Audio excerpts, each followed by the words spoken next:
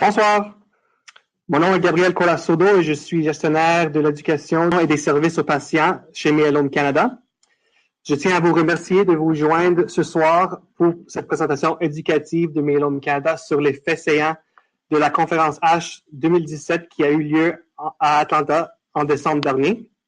Notre présentatrice sera Dr. Émilie Lemieux-Blanchard, qui est hémato-oncologue au Centre hospitalier de l'Université de Montréal et chercheur investigateur ainsi que professeur adjointe de clinique au département de médecine de l'Université de Montréal. Veuillez noter que tous nos webinaires sont enregistrés et disponibles sur notre chaîne YouTube. Si vous manquez quelque chose, n'inquiétez-vous pas. Pour trouver notre page, visitez youtube.com comme vous voyez sur l'écran et tapez Myelome Canada dans la barre de recherche. Vous pouvez également trouver l'enregistrement de cette présentation sur notre site web. Dans la barre de recherche, vous cliquez sur ressources et après ça, vous cliquez sur vidéo éducative Myelome Canada. Après la présentation, si vous souhaitez poser une question, vous devez taper des questions sur la fonction questions sur ton GoToWebinar. Alors, vous avez un panneau à la droite de vos diapositives. Vous cliquez sur questions, vous écrivez votre question ici et vous tapez sur envoyer et on va recevoir votre question qui va être traitée à la fin de la présentation. Donc, sans plus tarder, je passerai le microphone au Dr. Lemieux-Blanchard pour partager avec nous les faits saillants de la conférence H 2017. Bonsoir. Alors, merci Myelome Canada de m'avoir invité pour cette présentation. Pour ceux qui me connaissent ou ceux qui me connaissent pas, donc je suis hémato-oncologue au CHUM à Montréal. On m'a demandé de faire le compte-rendu de l'ASH, l'American Society of Hematology, qui est un des plus gros congrès internationaux en hématologie qui va regrouper bon an, mal an environ 25 000 personnes, autant des chercheurs fondamentaux que des gens, des cliniciens ou des infirmières. Donc, tout ce qui a trait à l'hématologie maligne ou même bénigne en général. C'est toujours à des temps un peu précaires, c'est-à-dire c'est au début décembre. Alors, on est toujours à la merci de la température. Il n'y a pas grand-chose à faire à Atlanta, sauf l'ASH, mais on se réjouissait tous un peu d'avoir un peu de soleil. Malheureusement, nous sommes tombés sur la saison de la neige, alors on s'est retrouvés quand même dans le verglas. Alors, pour commencer, d'abord, j'aimerais présenter mes conflits d'intérêts potentiels. J'ai participé à des comités aviseurs où j'ai été conférencière pour les compagnies pharmaceutiques que vous voyez ici. Par contre, il faut savoir que j'ai aucun intérêt financier direct dans ces compagnies. Alors, les objectifs. Je vais quand même faire une définition assez brève des termes qui vont être utilisés de façon récurrente dans la présentation.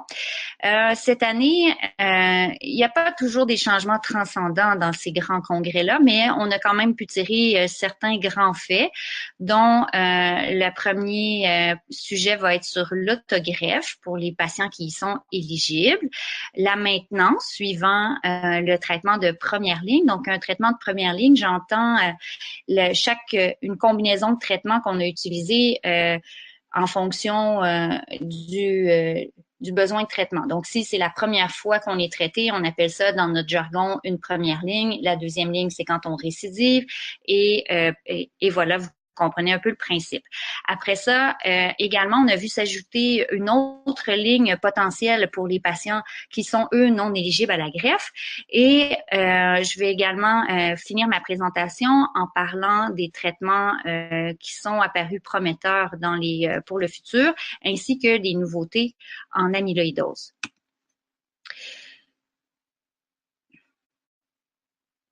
Alors, les quelques définitions importantes, on va beaucoup parler de statistiques. C'est comme ça, nous, qu'on peut un peu tenter de comparer certaines études qui nous sont présentées.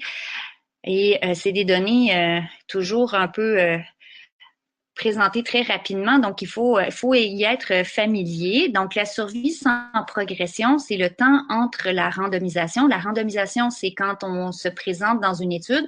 On a d'abord été choisi en fonction des critères d'inclusion ou au contraire, on n'a pas pu participer parce qu'on ne rencontrait pas certains critères ou on en avait d'autres qui faisaient qu'on n'était pas éligible. Donc, la randomisation, c'est vraiment quand on est rentré dans l'étude et que là, on reçoit, dans le fond, dans quelle section de traitement on va être envoyé, quel bras de traitement, soit souvent le bras standard versus le bras qui est le nouveau médicament à l'étude ou la nouvelle combinaison. Alors, le temps entre la randomisation et la progression de la maladie ou le décès, c'est ça qui définit la survie sans progression. La survie globale, c'est le temps entre la randomisation et le décès. Et la médiane, qu'on va souvent également utiliser parce que c'est quand même plus facile à visualiser, c'est le délai dans lequel la moitié des participants auront eu l'événement. Ici, c'est la progression ou le décès, et que l'autre moitié ne l'auront pas encore vécu.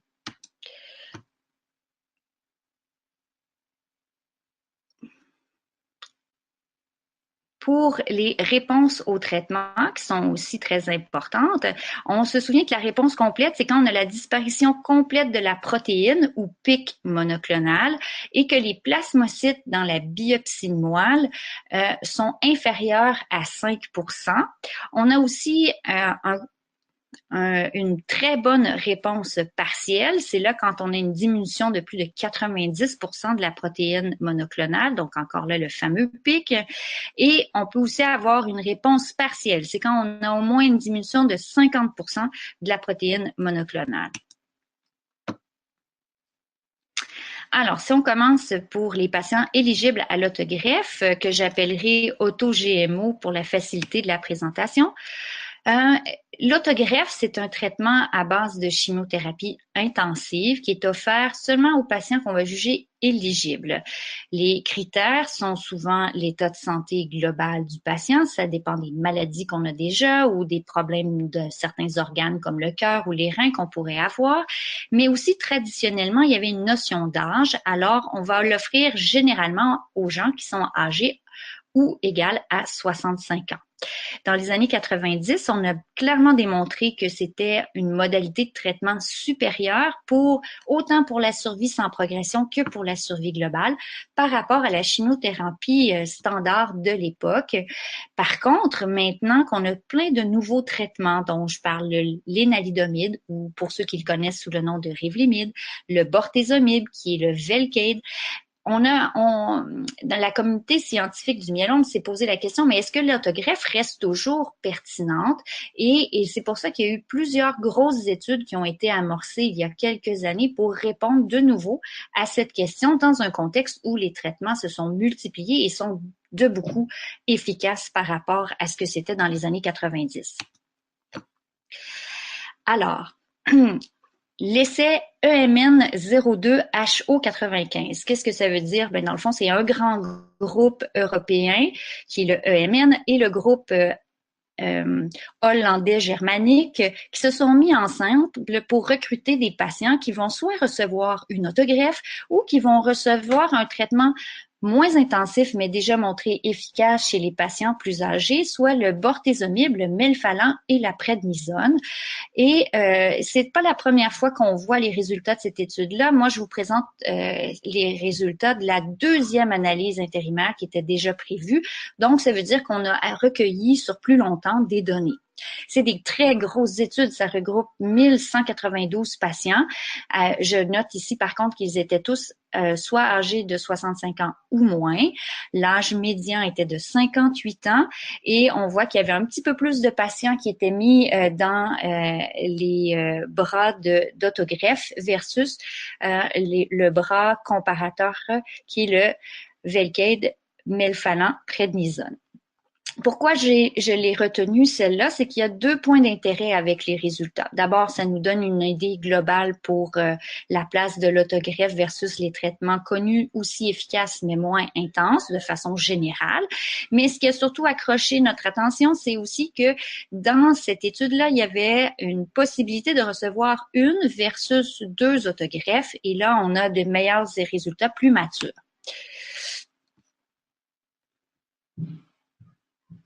Alors, pour faire un petit résumé rapide de l'étude dont je vais vous parler, alors, c'était tous des patients symptomatiques nouvellement diagnostiqués qui ont reçu un traitement à base de Velcade, cyclophosphamide et dexaméthasone. Ça ressemble beaucoup au Cybordi, au Cybordé, appelez-le comme vous voulez, cyclophosphamide, bortezomib, Decadron, qu'il est donné de façon assez fréquente au Québec. Après ça, on récoltait les cellules souches et on pouvait être soit envoyé dans la catégorie autogreffe ou recevoir le traitement de Velcade, melphalan, prednisone. Après ça, il y avait une autre randomisation où là, on va consolider la réponse avec un traitement de Velcade, de Revlimid ou de Decadron, ou on n'en aura pas. Je vous dirais que pour le bien de la présentation, là, on va oublier cette partie-là puisqu'il n'y en a pas vraiment été question. Et par la suite, tout le monde recevait un entretien avec du Revlimid. Donc, je vous dirais que les données qu'on a reçues sont vraiment concentrées sur la première portion de l'étude. Alors, les résultats généraux sur 3 ans, qu'est-ce qu'on voit? Eh bien, l'autogreffe versus le traitement moins intense, c'est sur un suivi d'environ 38 mois, donc médian de 38 mois, a montré un avantage sur 3 ans de la survie sans progression. Et quand on fait une intention de traitement, c'est-à-dire quand on regarde les patients qui étaient dirigés vers chacun de leurs bras, donc soit ceux qui étaient dirigés vers le VMP, peu importe qu'ils aient reçu ou non du VMP, et ceux qui étaient envoyés dans le bras autogreffe, peu importe qu'ils aient été greffés ou pas, on fait la comparaison entre les deux. Ça permet de façon, pour faire des analyses statistiques, d'éliminer certains biais, certaines choses qui pourraient venir jouer avec les résultats, là, des facteurs confondants, comme on pourrait l'expliquer. Ben, on se rend compte quand même que la survie sans progression continue d'être meilleure versus 44 mois chez les patients qui ont reçu le VMP. Pour l'instant, il n'y a pas de différence sur la survie globale et il faut savoir également qu'il y a encore moins de 50% des patients qui étaient dans le bras VMP qui auraient pu recevoir la greffe en sauvetage, qui l'ont reçu pour le moment. On n'a pas vraiment de détails encore sur la quantité de gens qui, après avoir fait le traitement par VMP, pourront être un jour greffés. Maintenant, je vais faire un petit peu de théorie pour expliquer le point suivant, qui est vraiment un point très intéressant selon moi sur cette étude. Donc, c'est l'intérêt de 2 autogreffes versus une seule. Et pour ça, il faut faire un petit point d'enseignement sur la cytogénétique, qui est l'étude des changements chromosomiques qui est faite dans le laboratoire et qui est fait systématiquement, ou en tout cas, on l'espère, quand les gens avec leur diagnostic font la si désagréable biopsie de moelle, c'est une des informations qu'on va chercher. Alors, je vous ai mis une représentation du chromosome, d'un chromosome type. Il faut savoir qu'il y en a plusieurs et ils sont chacun numérotés. Pourquoi c'est important? Pourquoi j'introduis cette notion-là? C'est que certaines des anomalies qu'on retrouve chez des patients avec le myélome peuvent prédire une évolution moins favorable que ceux qui ne les ont pas. Et avec ma prochaine diapositive, vous comprendrez mieux. L'étude a identifié 5 changements dans les chromosomes qui sont associés avec une moins bonne évolution et qu'on va appeler ici, pour le bien de la cause, haut risque, donc HRC, ce que vous verrez sur la prochaine section des diapositives. Je vous dirais que la première ligne représente celle qui est le plus souvent utilisée dans l'ensemble des études pour définir les patients avec un plus haut risque cytogénétique. Donc, si vous vous souvenez de mon petit schéma de chromosomes, il y en a qui vont perdre dans le chromosome 17 une des pattes, la patte P. Ils peuvent aussi s'échanger entre chromosomes des sections.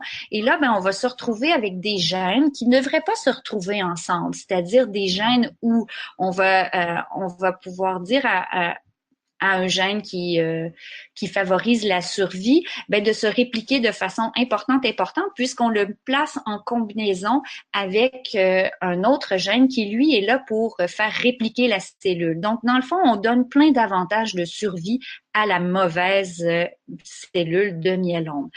L'ensemble de ces anomalies cytogénétiques-là vont représenter environ 20% des patients et ils ont aussi, dans l'étude, ils ont aussi regardé deux autres catégories, deux autres sortes d'anomalies, soit de gagner dans la portion du chromosome 1, dans le bras Q, quelque chose, ou bien de perdre une autre patte encore dans le chromosome 1.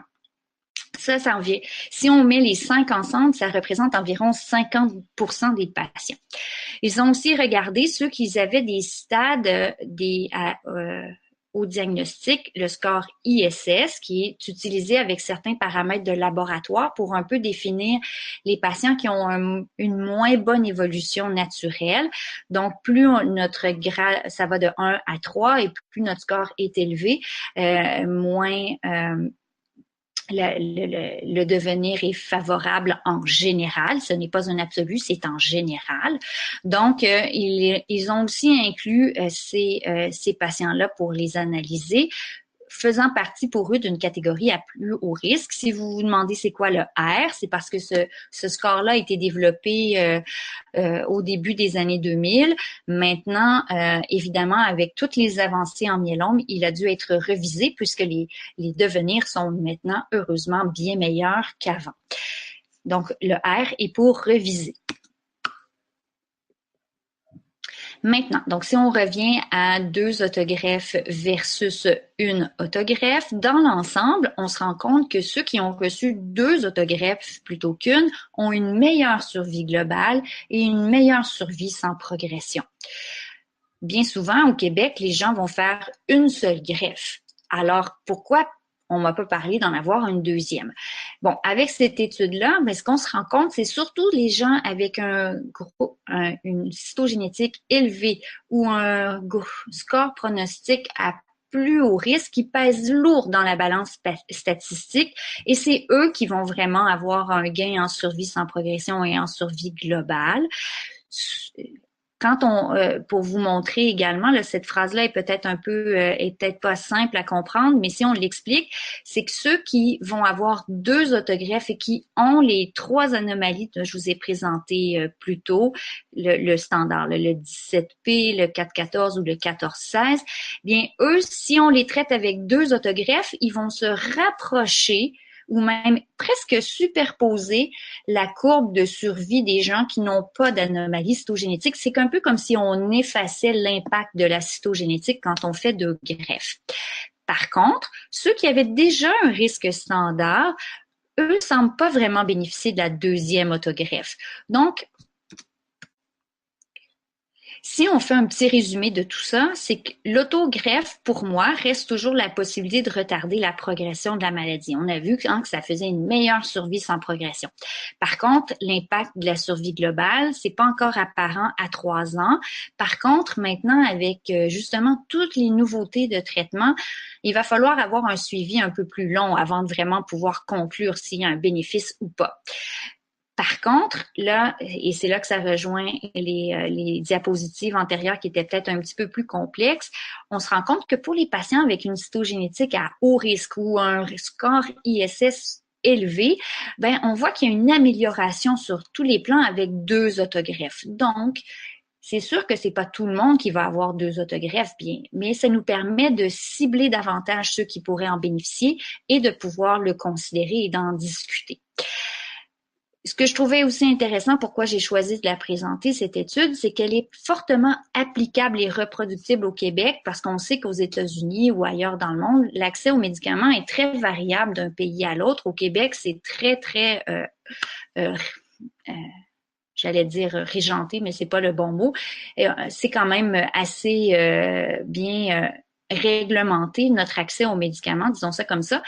Donc, cette étude-là est hautement applicable puisque le CyBorD est très superposable au VCD présenté de l'étude. Maintenant, la maintenance après la première ligne de traitement.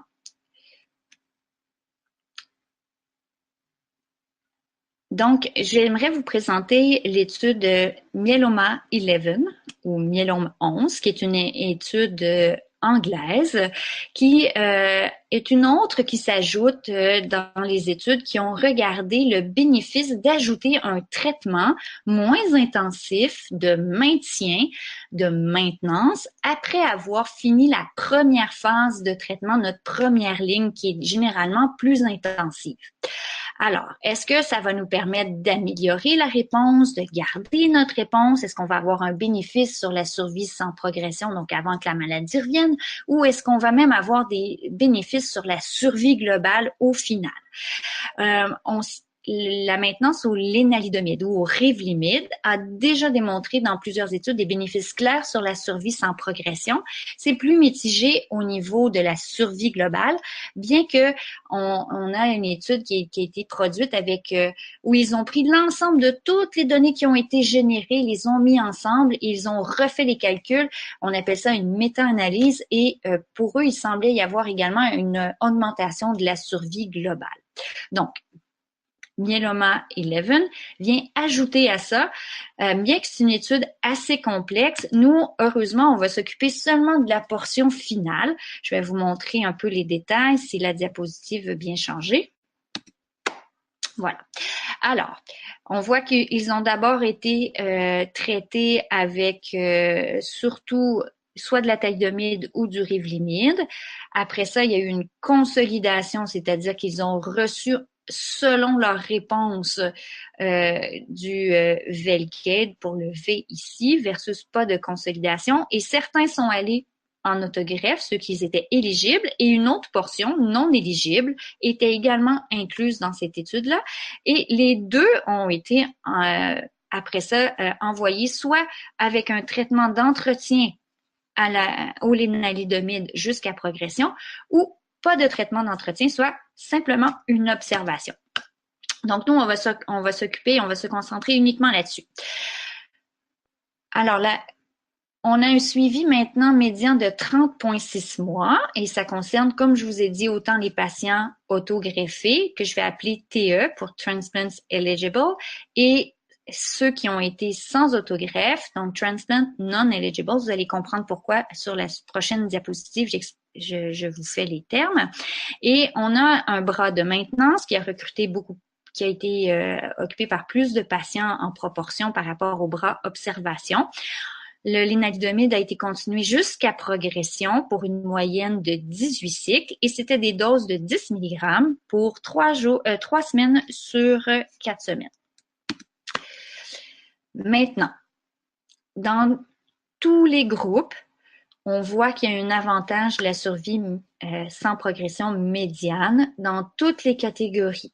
Donc, ceux qui étaient, si on regarde en général, ceux qui étaient éligibles à la greffe, où là, le bienfait est encore plus marqué, et ceux qui étaient non éligibles à la greffe ont également eu, si on compare les deux colonnes, ont eu un avantage. Et c'est statistiquement significatif.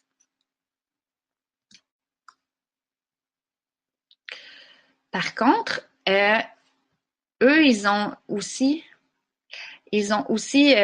remarqué que malgré les anomalies cytogénétiques, il n'y avait pas de différence, tout le monde en bénéficiait, ce qui est quand même qui est un peu différent de d'autres études qui avaient montré encore là une différence selon la cytogénétique. Eux, c'est intéressant, ils ne l'ont pas retrouvé.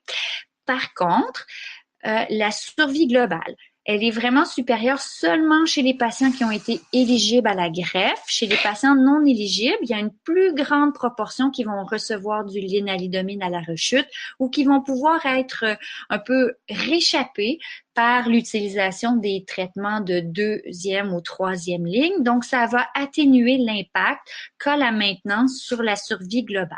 Donc, si on retient, il n'y a pas d'indication de maintenance du lénalidomide pour ceux qui n'ont pas reçu d'autogreffe, ou en tout cas, ce ne serait pas pour tout le monde, définitivement.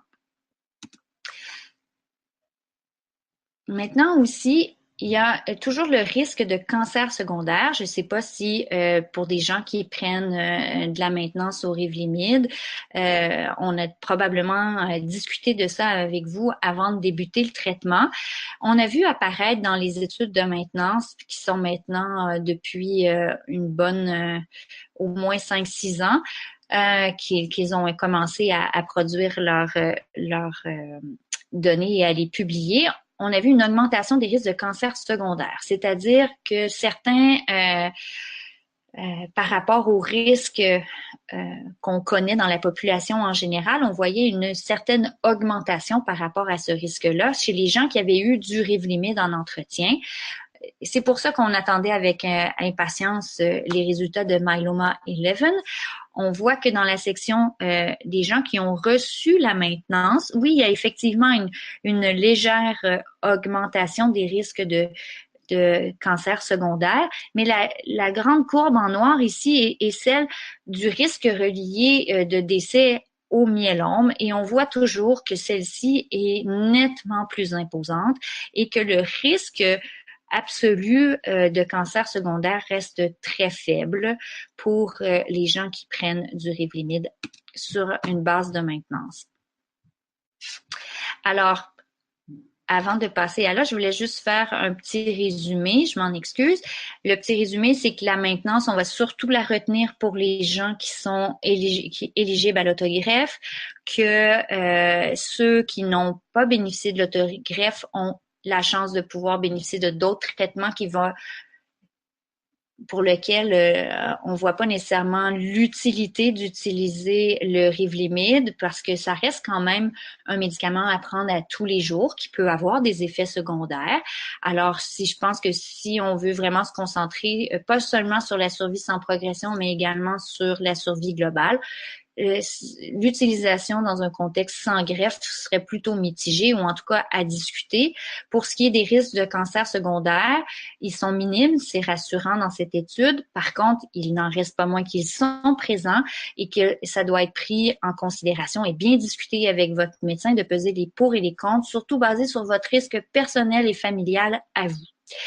Maintenant, pour les patients qui pourraient recevoir de la maintenance, il y avait une autre question à se poser, mais c'est qui pourrait vraiment en profiter? Est-ce que c'est seulement ceux qui n'ont pas répondu très bien à l'autogreffe, donc qui n'ont pas atteint une réponse complète, ou tout le monde peut en bénéficier? Donc, il y a une étude allemande qui l'a un peu posé cette question-là. Donc, c'est un petit peu compliqué les résultats, mais je vous fais les choses simples. Il faut juste savoir qu'ils ont aussi également testé 2 façons d'induire, donc de faire une première ligne avant d'envoyer des gens à la greffe, mais ça nous préoccupe pas parce que finalement, ça fait aucune différence la modalité de traitement choisie.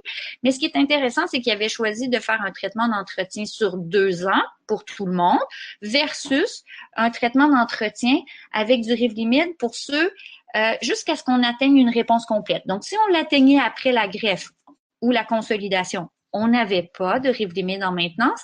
Puis, si jamais on n'était pas en rémission complète, ben on commençait le Revlimid et si on l'obtenait, ben on l'arrêtait. Alors, qu'est-ce que sont les résultats?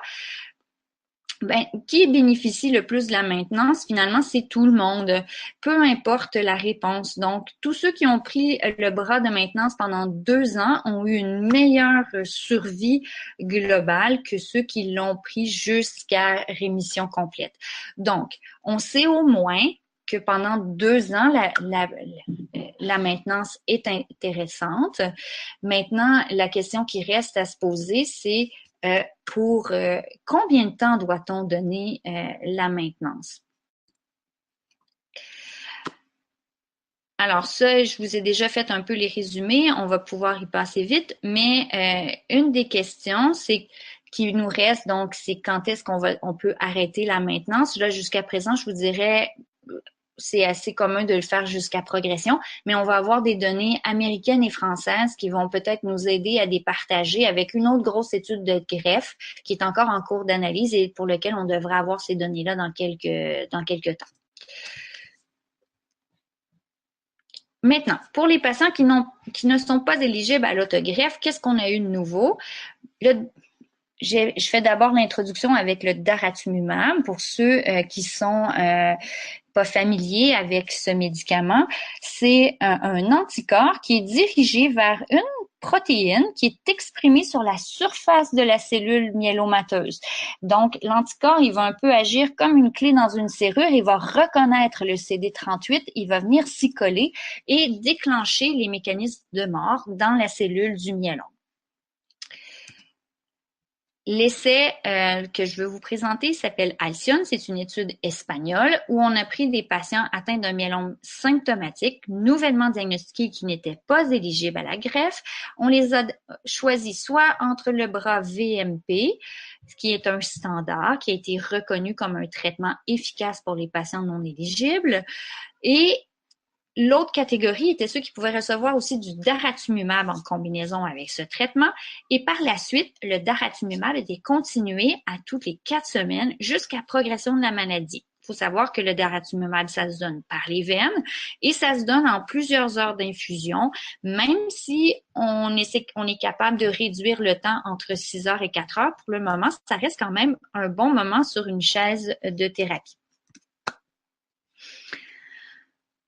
C'était une étude qui regroupait 706 patients âgés de façon médiane à 71 ans et le délai là, de suivi est très court. Hein. On a vraiment des données préliminaires ici puisque les études statistiques sont pour 18 mois d'évaluation ou d'estimation. Par contre, déjà, après 18 mois d'estimation et de suivi médian de 16 mois, on a une survie sans progression médiane qui n'est pas atteinte dans le bras daratumumab VMP versus 18 mois dans le groupe VMP. Donc déjà, on voit la différence dans la réponse pour les gens avec ce traitement-là. Et également, on voit que le taux de réponse et même la qualité de la réponse, c'est-à-dire donc dans l'ensemble des gens qui vont répondre au traitement, ainsi que ceux qui vont même obtenir une MRD négative. Qu'est-ce que c'est ce MRD? C'est la maladie résiduelle minime. C'est ce qui reste de plus petit parce qu'on sait qu'il reste toujours un petit peu de cellules de myélome malgré tous nos bons efforts. Eh bien, il arrive maintenant avec nos nouveaux traitements qu'on soit capable de rendre indétectables ces cellules-là et c'est là qu'on dit que la MRD est négative. Et on se doute que quand on a de la difficulté à les détecter ou qu'on les détecte plus du tout, eh bien, souvent, les gens vont avoir une meilleure progression puisque le myélome est vraiment chassé pour un bon bout de temps. Donc, la MRD négative a été atteinte chez plus de patients, 22% versus environ 6% chez ceux qui avaient le bras standard. C'est quand même toujours un peu complexe de choisir un traitement de première ligne.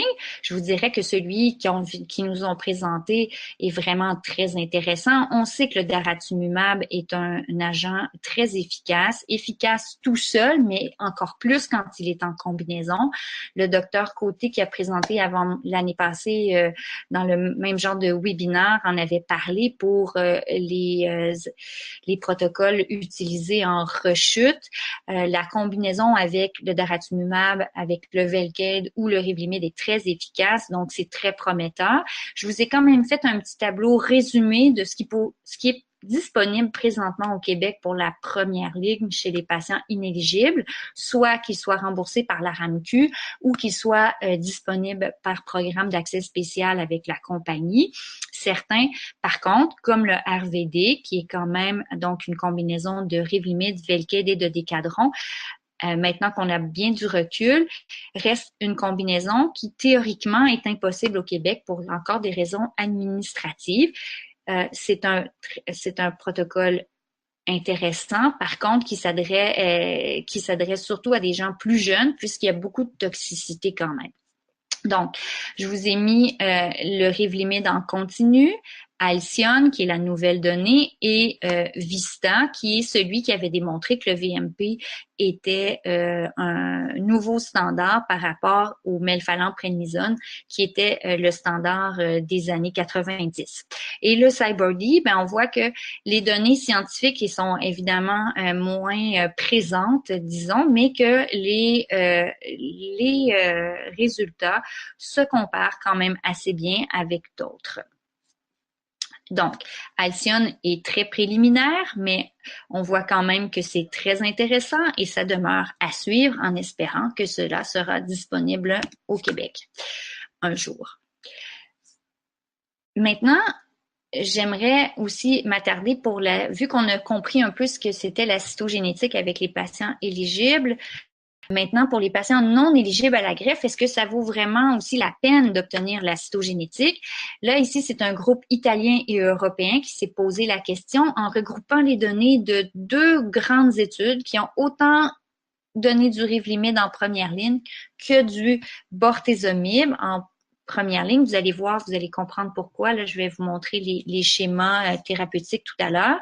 Ils ont mis donc en commun tous ces chiffres, bien qu'il sera intéressant de voir leur méthodologie lors de leur publication, parce ils nous ont pas trop expliqué quel genre de méthode statistique ils ont utilisé pour faire ça, on verra. Mais ils se sont attardés aux patients qui avaient une cytogénétique de haut risque, celle qu'on a définie tout à l'heure dans le groupe 1, la translocation 4-14, 14-16 ou la perte du bras P du chromosome 17, qui représente encore environ 20% des patients dans leur groupe. Et juste un petit peu avant d'analyser aussi les autres résultats, il faut savoir qu'il y avait plus de patients âgés dans les groupes qui ont reçu du Revlimid dexaméthasone que ceux qui ont reçu du Velcade. Maintenant, qu'on sait ça, on va passer aux résultats.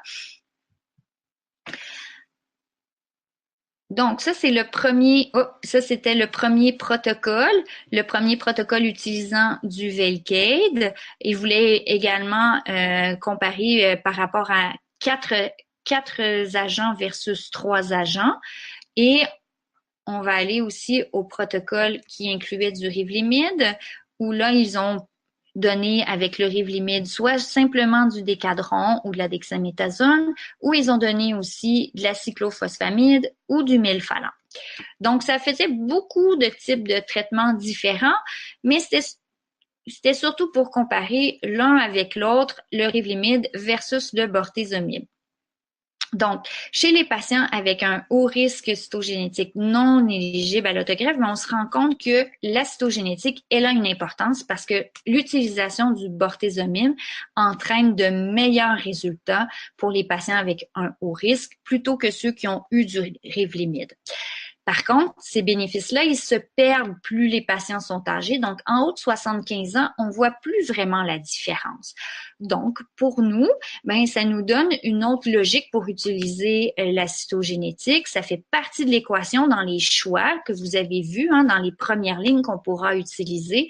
On pourra mieux aiguiller les gens avec une cytogénétique de haut risque vers le bortezomib.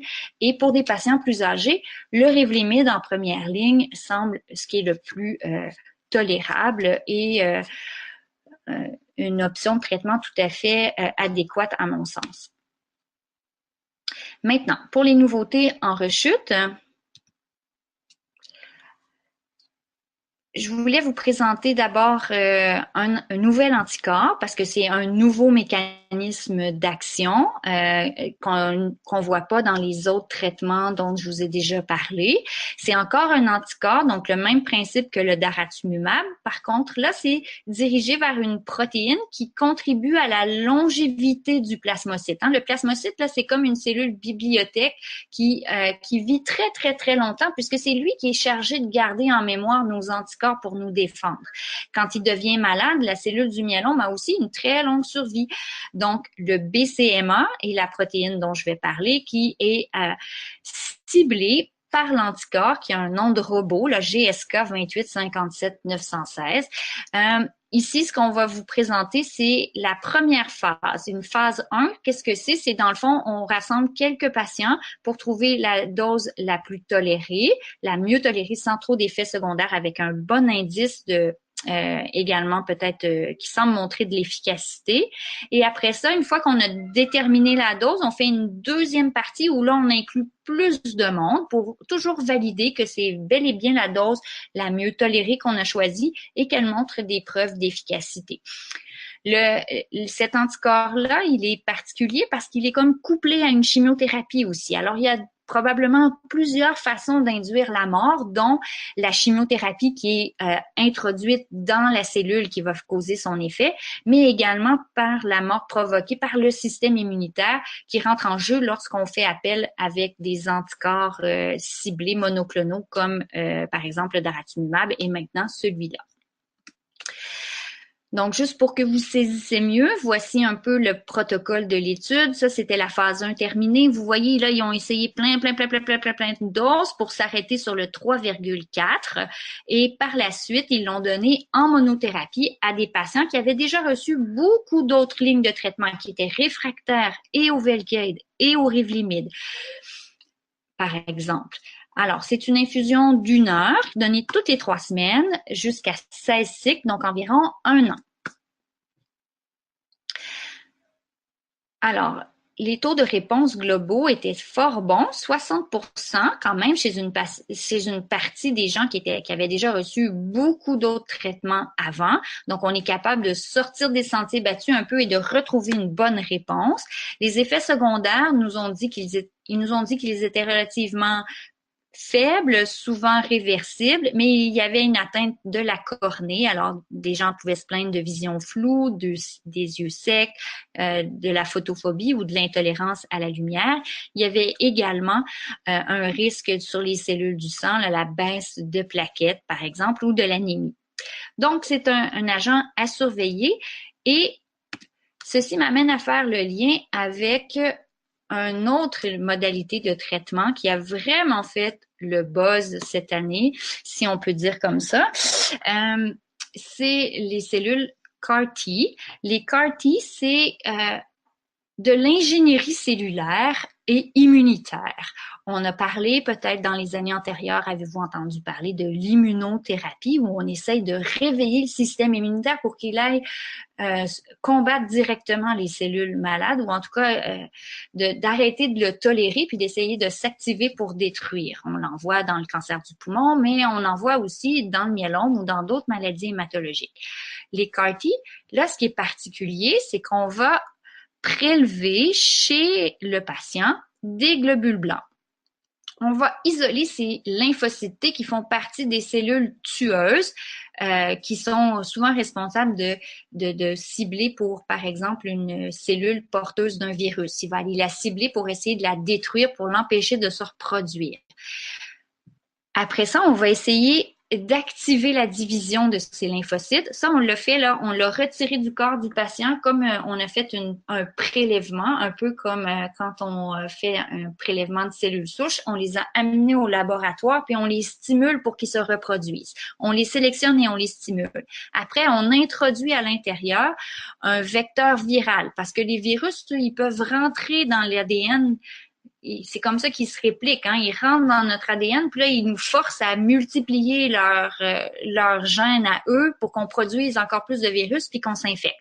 Mais là, nous, on va introduire un vecteur viral qui va être un gène qui va produire en fait, comment bien vous l'expliquer?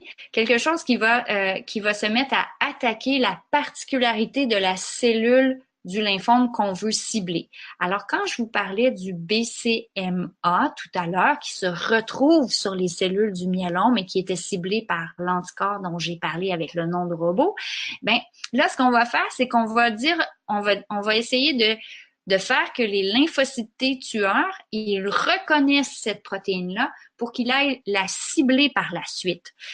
Et on fait multiplier les cellules qui sont devenues comme programmées pour aller cibler cette protéine-là sur la cellule du myélome.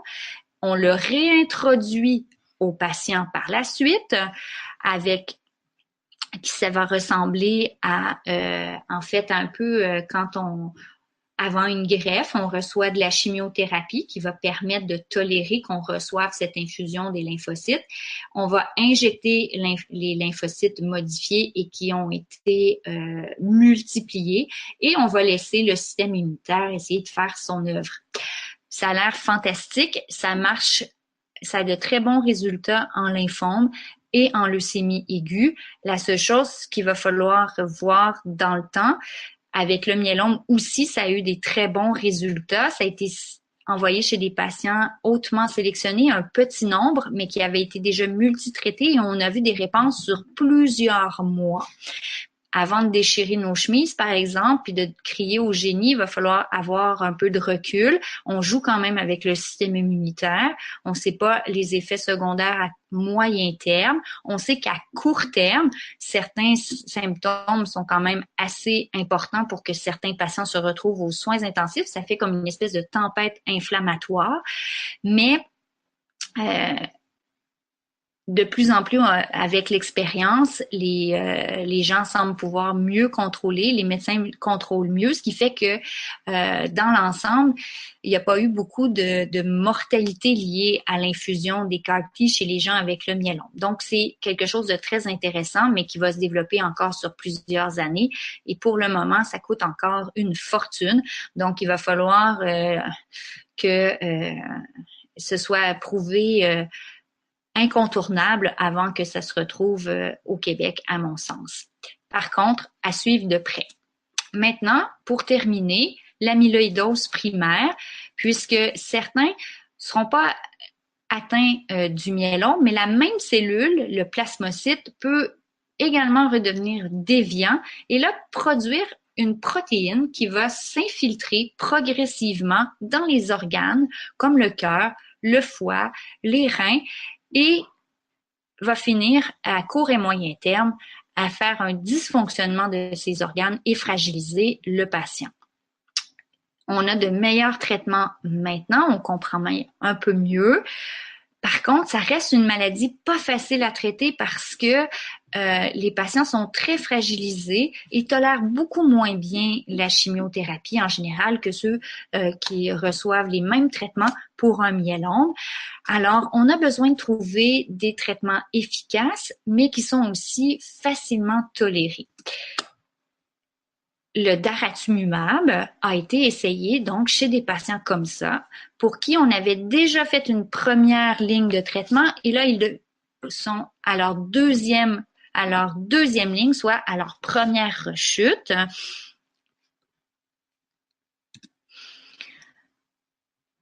Je vais vous présenter les résultats d'une étude française et américaine. Si la diapositive veut bien collaborer, voilà. Alors, c'était l'amylose AL, donc ça c'est l'amylose primaire, et ils ont reçu du daratumumab sur une période de 24 mois pour les Américains et de 6 mois pour les Français. Et ce qui est très, très intéressant, c'est que ça a été bien toléré. On sait que le daratumumab peut faire des réactions au niveau pulmonaire ou d'allergie. Cependant, il y en a eu assez peu dans cette étude, dans ces deux études-là. On a même eu des réponses rapides après des fois une seule infusion, donc une première semaine, et on voyait déjà des changements dans les prises de sang. Environ 60% des gens ont eu au moins une réponse partielle, donc une diminution de plus de 50%, ce qui est essentiel pour essayer de regagner la réponse au niveau des organes. On veut arrêter que ça se dépose dans les organes à risque. Et c'est encourageant parce que, comme je vous disais, le daratumumab se donne sur une longue période de temps. Cependant, on sait que la compagnie qui la commercialise essaie de tester une version qu'on peut s'injecter sous la peau, ce qui va réduire de beaucoup le temps et ce qui pourrait encore plus faciliter le traitement chez les patients avec l'amyloïdose. Donc, ça, c'était une des nouveautés intéressantes. Et puis, je pense que je suis dans les temps et qu'on va pouvoir répondre à certaines questions. Merci pour votre patience. Merci, Dr. Lévy-Blanchard, pour cette excellente présentation. Alors, pour l'instant, je regarde les questions. Il y en a pas de questions qui sont rentrées pour l'instant. Alors, on va attendre juste un peu plus. Pendant qu'on attend pour les questions, je voulais juste rappeler tout le monde que tous nos webinaires sont enregistrés et ils seront disponibles sur notre chaîne YouTube dès demain. Et pour demander une question, vous à la droite de la diapositive que vous voyez, il y a un panneau GoToWebinar avec un autre petit onglet qui dit question. Si vous cliquez sur question, vous pouvez taper votre question. Ah, je vois que il y a une question ici. Alors, la question, c'est est-ce que quelques personnes qui a déjà reçu des autogreffes peut aussi recevoir le traitement CAR-T éventuellement? Oui, et ça faisait partie des patients éligibles. Donc, c'était vraiment des patients qui avaient vraiment suivi tout le processus usuel là, qu'on peut voir chez un patient diagnostiqué avant 65 ans. Donc, l'autogreffe, après ça, ils avaient reçu du bortezomib, du Revlimid, et parce que plusieurs étaient des centres américains, on voyait jusqu'à 7 lignes de traitement, là, ce qui est pas nécessairement usuel chez nous, mais eux ont des accès à de la médication un peu plus longtemps que nous. Donc oui, la réponse, on voyait des gens avec autogreffe recevoir des CAR-T. OK, merci. Il n'y a pas une autre question pour l'instant. On va attendre juste... Ah oui, il y a un autre ici. Ça dit, conseillez-vous l'autogreffe en première ligne suite au CyBorD pour un patient avec amyloïdose? Alors, ça, c'est une question qui demeure un peu controversée, je vous dirais. Donc, ça dépend très centre dépendant. Donc, je vais vous donner mon opinion, mais il faut savoir que d'autres pourraient vous donner aussi une autre opinion. Si je veux faire simple, l'autogreffe, il y a ses croyants et ses non-croyants. C'est-à-dire que en amyloïdose, je vous dirais que la grande partie des États-Unis, certains groupes européens et également moi-même, qui ne compte pas pour grand-chose là-dedans, mais quand même, il y a quand même des belles études qui montrent des rémissions prolongées à l'autogreffe avec l'amyloïdose chez des patients chez qui on fait bien attention de les choisir, c'est-à-dire qu'on fait pas exprès pour, si la maladie est trop avancée ou si les organes sont trop atteints, de proposer l'autogreffe parce que là, ça devient effectivement délétère plutôt que utile. Par contre, chez des patients qui ont certains critères, ça peut être tout à fait bénéfique et oui, dans mon centre, on a tendance à les réaliser. OK, merci beaucoup. OK, j'attends pour une autre question. Ah oui, il y a une autre question.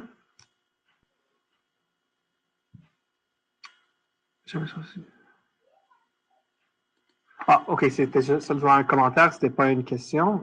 OK, il y a d'autres qui rentrent maintenant. Oui, ils rentrent vite, OK. OK, alors, est-ce que quelqu'un avec un VGPR, il est recommandé de consolider avant l'entretien? Et si la réponse est complétée, pas de considération, seulement entretien?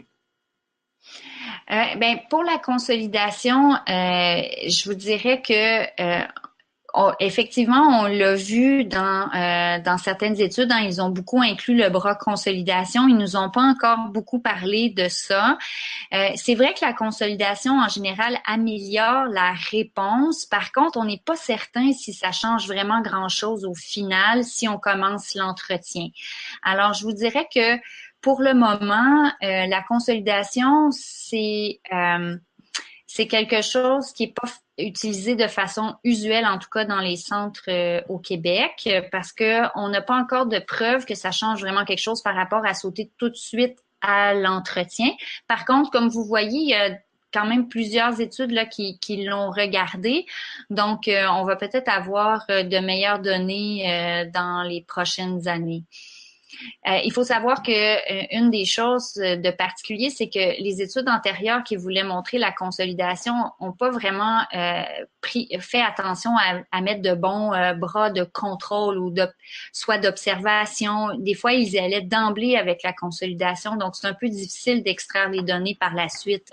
Alors, c'est pour ça que mon jugement là-dessus est un peu réservé et que j'ai tendance à pas le faire, moi. OK, merci. Il y a une autre question. Le daratumumab est-il disponible au Québec et déjà offert ou s'il est en voie d'être éligible? Le daratumumab a été présenté à l'INES dans la catégorie pour traitement chez les patients qui étaient réfractaires à toutes les autres lignes. L'INES a jugé que c'était un bon traitement, mais que c'était pas rentable. Donc, ils sont rendus, je pense, dans une phase où ils n'ont pas complètement rejeté. Par contre, je m'excuse, mais l'INES étant le groupe là, qui décide pour l'acceptation des médicaments sur la liste de la RAMQ. Donc, ils le considèrent, mais en fait, ils sont en négociation avec la compagnie. Donc, non, en théorie, il n'est pas disponible au Québec, en tout cas pas par la voie de la RAMQ. Peut-être que certains assureurs privés le permettent, par exemple. Donc là, c'est en fonction des assurances. Parce qu'il est reconnu par Santé Canada. Merci beaucoup. Alors, je pense pas qu'il y a d'autres questions et on est arrivé à l'heure. Alors, merci beaucoup, Dr. Lemieux-Blanchard, pour cette présentation. C'était très bien. J'aimerais dire à tout le monde merci pour avoir été ici ce soir et pour avoir passé ce temps avec nous. Et on espère que vous êtes là à la prochaine webinaire. Vous recevez un avis via le courriel. Comme j'ai dit, cette présentation est enregistrée sur notre chaîne YouTube. Si vous avez le trouble à le trouver, vous pouvez toujours nous envoyer un courriel ou nous appeler. Les coordonnées sont sur l'écran, le numéro de téléphone et le courriel. Alors, merci à tous et bonne soirée. Merci. Merci. Au revoir. Au revoir.